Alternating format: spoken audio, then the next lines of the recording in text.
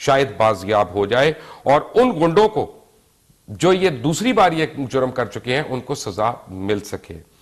اس امید کے ساتھ کہ آپ کی وجہ سے ہمارے حکمرانوں کی بند آنکھیں شاید کھل جائیں اور ہماری بیٹی ہمیں زندہ سلامت مل جائے.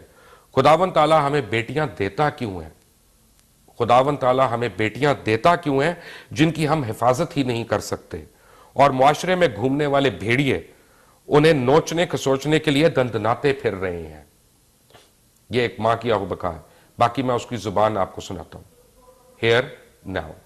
8-9 بندے تھے, وہ اندر آ گئے ایک دم, سب کے پاس ریفل تھی, 3 تو میرے کچن میں ہی آ گئے اور مجھے اٹھنے بھی نہیں دیا, وہیں سے ریفل ہی لے کھڑے تھے. میں نے کہا بھائی کیا بات ہے, کیا بات ہے؟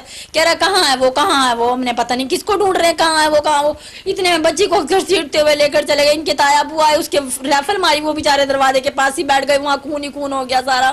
اتنے میں میرے ابو آئے, اس کے گولی ماری, یہاں پہ سر میں لگی. اور اتنے میں وہ بچے آئے تو میرے بھائی کے ہاتھ میں گولی لگی, اور باہر کے لوگ آئے تو ان کے لگ گئی. اتنی زور سے گھسیٹتے ہوئے لے کر گئے. بچی کہہ رہی امی مجھے بچا لو, میں کیسے بچاؤں اپنی بچی کو, بھائی مجھے انصاف چاہیے, مجھے انصاف دلواؤ میری بچی کو. آگے اس نے لکھا, لقمان بھائی یہ بھیڑیے پہلے بھی سکول جاتے ہوئے میری بچی کو اغوا کر کے لے گئے تھے اور اس کی عصمت کو 1 ماہ 20 دن تک تار تار کرتے رہے. اور جس طرح ہم بے بس ہیں, شاید اس طرح ہماری پولیس بھی بے بس ہے جو آج تک ان کو گرفتار نہیں کر سکی. یاد رکھیے گا لقمان بھائی, میں آپ کو گواہ بنا رہی ہوں. اگر آپ کو یقین ہے کہ روز حساب ضرور آئے گا اور جس کا حساب لینے والا سب سے زیادہ طاقتور ہے, تو اس کی عدالت میں آپ سے بھی پوچھ لوں گی کہ میری آواز آپ نے اوپر تک پہنچائی کہ نہیں پہنچائی. اور میں آپ کو یہ بتا دوں کہ میری بیٹی کو اغوا کرنے والوں نے دھمکی دی ہے کہ اگر ہم نے کیس واپس نہ لیا تو وہ میری دوسری بیٹی کو تیزاب میں نہلا دیں گے.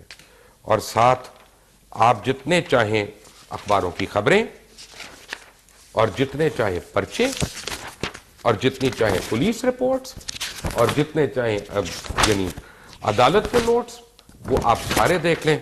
افتخار چودھری صاحب, یہ کیسا عدالتی نظام ہے کہ غریب کو, معصوم کو, یعنی اپنی عزت لینے کے لیے, اپنی زندگی بچانے کے لیے اس کو ہاتھ پھیلانا پڑے.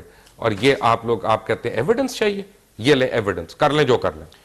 مبشر, جن لوگوں نے یہ کیا ہے وہ یقیناً کسی بھی مستحق نہیں ہے کسی بھی رعایت کے, ان کو بالکل سزا دینی چاہیے. یہاں پر ہمارا نظام فیل ہے, یہی سب سے بڑا کوسچن مارک ہے ہمارے پارلیمنٹیرین گورنمنٹ کی پرفارمنس پر, عدلیہ کی پرفارمنس پر, کیونکہ یہ ڈسکنیکٹ ہے. یہ لوگ صرف اپنے مفادات کے تحفظ میں مصروف ہے. آپ کو پیسے ملیں گے, آپ کو بھی 3-4 کروڑ روپیہ ملے گا, آپ بھی ملزمان کی ڈیفنس میں آ کے کیس لڑنا شروع ہو جائے. میں آپ کو بتاؤں ایک اور دوسری وجہ یہ ہے کہ جس وقت کیس جو ہے, جس طرح آپ نے کہا کہ عدالت میں جاتے ہیں اور وہ چھوٹ جاتے ہیں, ان کی انویسٹیگیشن کی جو ایجنسیز ہیں جو انویسٹیگیٹ کرتے ہیں, جو چالان پٹ اپ کرتے ہیں, رپورٹ تیار کر کے عدالت میں بھیجتے ہیں, وہ تمام کے تمام اتنے انکمپیٹنٹ ہیں کہ ان کے سفارشوں کے اوپر رکھے جاتے ہیں. نہ ان کی ٹریننگ ہوتی ہے, نہ ان کے کوئی ریفریشر کورسز ہوتے ہیں, نہ ان کو قانون ریلیونٹ پڑھایا جاتا ہے, نہ ان کو آتا ہے.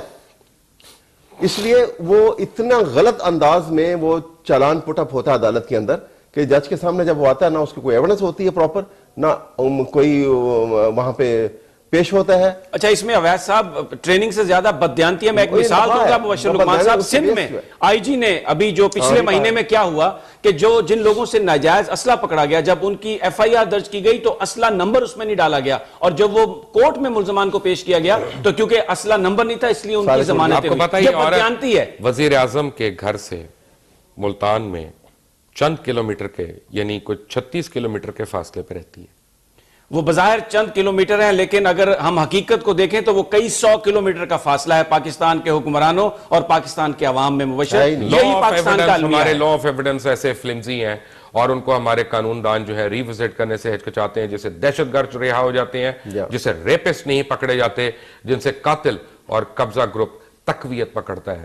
جب بریک سے آؤں گا تو جسٹس عظمت سعید کے لیے ایک آئیڈیل کیس ہے. All of that after break. Take a break.